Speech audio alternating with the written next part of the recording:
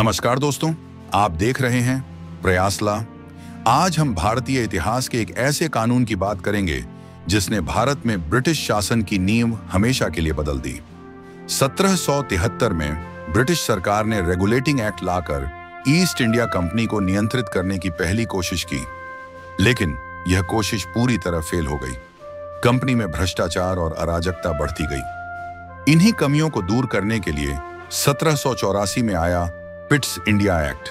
यह कानून क्यों लाया गया, इसकी मुख्य बातें क्या थीं और इसने भारत के प्रशासन को कैसे बदल दिया, आइए समझते हैं। इस एक्ट का सबसे बड़ा उद्देश्य था द्वैध शासन की शुरुआत, यानी अब भारत पर दोहरी शक्ति का नियंत्रण होने वाला था। सबसे पहले कंपनी के कामों को दो हिस्सों में बांट दिया गया। एक था व्यापारिक काम और दूसरा था राजनीतिक काम। राजनीतिक कामों को नियंत्रित करने के लिए लंदन में एक नया और शक्तिशाली निकाय बनाया गया, जिसे नियंत्रण बोर्ड ऑफ कंट्रोल कहा गया। इसमें 6 कमिश्नर थे।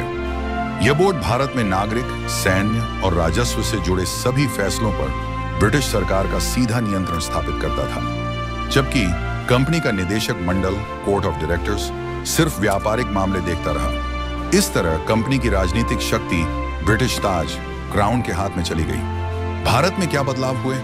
गवर्नर जनरल की परिषद के सदस्यों की संख्या 4 से घटाकर 3 कर दी गई। ऐसा इसलिए किया गया ताकि गवर्नर जनरल आसानी से अपनी बात मनवा सके और बहुमत हासिल कर सके। इसके अलावा बंबई और मद्रास प्रेसिडेंसी को पूरी तरह से बंगाल के गवर्नर जनरल के अधीन कर दिया गया। अब कोलकाता में बैठा गवर्नर जनरल पूरे ब्रिटिश भारत का बॉस बन गया था। पिट्स इंडिया एक्ट इतना महत्वपूर्ण क्यों है? इसके 2 बड़े कारण हैं।